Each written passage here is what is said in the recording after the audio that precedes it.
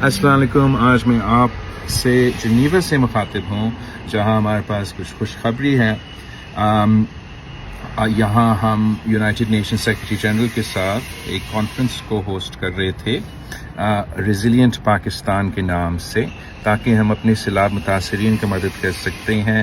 پاکستان کا reconstruction rehabilitation کا کام شروع ہو سکے، ان کا گھر کو ہم پھر سے تعمیر کریں، جہاں انفراسٹرکچر کو نقصان ہوا اس کو ہم بحال کر سکے، زراعت کو مدد پہنچانے کے لیے، غربت مٹانے کے لیے ہم اپنے محنت شروع کریں. تو وہ کانفرنس یہاں جینوا میں ہو رہا تھا اور شکر الحمدللہ کامیابی سے مکمل ہوا. ہم نے تقریباً $9 ارب سے زیادہ پلیجز اکٹھے کیے، جو کہ سارے ایکسپیکٹیشن سے زیادہ تھے، ہمارا اپنا ٹارگٹ سے بھی زیادہ تھا.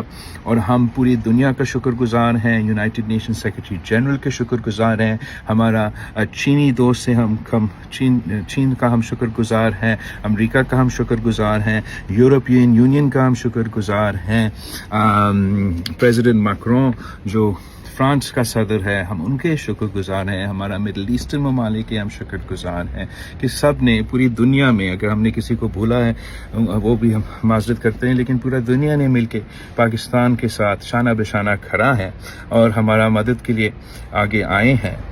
کچھ انٹرنیشنل انسٹیٹیوشنز جیسے world bank, international Islamic development bank, AIIB Asian development bank نے بھی اور کافی بڑے لونز کی دعوے کیے ہیں. تو شکر الحمدللہ ہم اپنا جس ٹارگٹ پہ ہم پورے اترے ہیں اور انشاءاللہ تعالی جلد از جلد پاکستان میں ریکنسٹرکشن اور ریہیبلیٹیشن کا کام میں تیزی سے وہ شروع ہو جائے گا اور ہم اپنا سیلاب متاثرین کو مدد کرنے میں کامیاب ہوں گے.